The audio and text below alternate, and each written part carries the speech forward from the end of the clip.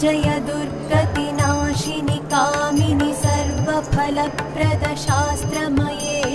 रथगजतुरगपदादि समावृत परिजनमण्डितलोकनुते हरिहर ब्रह्म सुपूजित सेवित तापनिवारण पादयुते जय जय हे मधुसूदन कामिनि गजलक्ष्मी रूपेण पादय